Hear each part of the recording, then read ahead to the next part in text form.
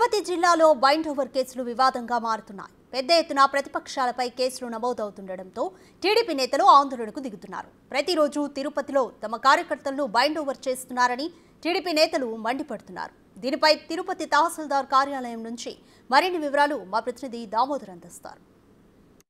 చిత్తూరు జిల్లా వ్యాప్తంగా ఏదైతే బైండ్ ఓవర్ కేసులో అదేవిధంగా రౌడీ షీట్లో ఓపెన్ పైన పెద్ద వివాదం తలెత్తుతుంది. ముఖ్యంగా ఏదైతే అన్నమయ్య జిల్లాతో పాటు అదేవిధంగా చిత్తూరు జిల్లా, తిరుపతి అర్బన్ జిల్లాల్లో ఏదైనా గతంలో రాజకీయ ఉద్యమాల సందర్భంగా అది టీడీపీ, వైసీపీ మధ్య అధికార ప్రతిపక్ష పార్టీల మధ్య జరిగిన కేసుల్లో కూడా నిందితులుగా చేర్చబడ్డ చాలామందిని బైండ్ ఓవర్ చేస్తూ అదేవిధంగా వారి మీద రౌడీ షీట్లు కూడా ఓపెన్ చేస్తున్న పరిస్థితి. ఈ పరిస్థితుల్లోనూ గతంలో ఏదైతే చిత్తూరు జిల్లా ఎస్పీగా ఉన్న జాషువా మీద కూడా వేటుపడింది. అప్పట్లో ఎన్నికల కమిషన్ టీడీపీ ఫిర్యాదు చేయడంతో అతనిపైన వేటుపడిన పరిస్థితి. తాజాగా తిరుపతి నగరంలో కూడా పెద్ద సంఖ్యలో టీడీపీ కార్యకర్తలను బైండ్ ఓవర్ చేస్తున్నారంటూ ఆరోపణలు వస్తున్నాయి. ముఖ్యంగా దీనికి సంబంధించి మనతో మాట్లాడడానికి టీడీపీ రాష్ట్ర తెలుగు యువత ప్రధాన కార్యదర్శి ఆనంద్ గౌడ్ ఉన్నారు. ఆయన అడిగి మరిన్ని విషయాలు తెలుసుకున్నాం. అతన్ని కూడా ప్రస్తుతం తిరుపతి ఎమ్మెల్సీ ఎన్నికల సందర్భంగా ఏదైతే నకిలీ ఓట్లు వేస్తున్న వారిని అడ్డుకోవడానికి ప్రయత్నించిన నేపథ్యంగా అతన్ని కూడా ఈ కేసులో బైండ్ ఓవర్ చేయడానికి తీసుకొచ్చారంటూ అంటున్నాడు. మనతో ఈ విషయాల గురించి మాట్లాడడానికి గౌడ ఉన్నాడు. గౌడ, చెప్పండి, అసలు ఈ బైండ్ ఓవర్ కేసులు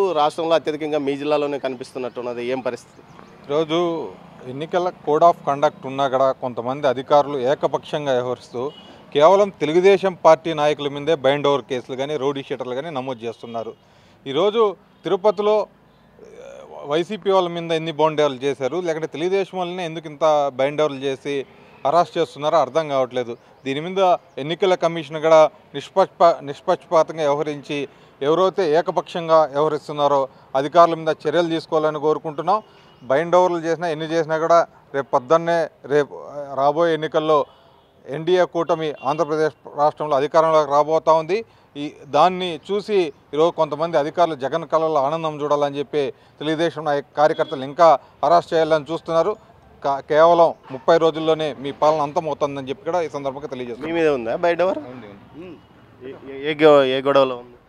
ఎమ్మెల్సీ గొడవలో ఉంది.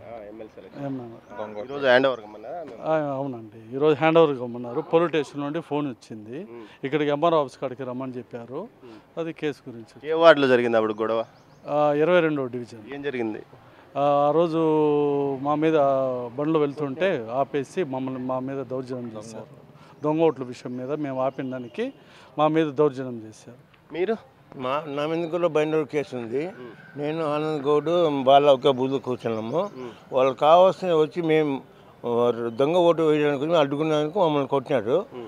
ఎమ్మెల్సీ కేసు బుక్ అయింది. కానీ ఒకటి, ఇది ధర్మం ఉన్నంత కాలము ఏమే గుర్తుపెట్టుకోండి, చంద్రబాబు మళ్ళా వస్తాడు, వచ్చి వాడి కథ ఏంది వాళ్ళు చూస్తాం. ఇప్పుడు నా మీద 2వ కేసు ఇది. ఏం కేసును పెట్టుకొని నేను క్రిస్టియన్ మైనారిటీ ప్రెసిడెంట్ కూడా. కానీ ఒకటి, ధర్మం అనేది గెలుస్తే సరే ధర్మంగా ఉండాలి మనం.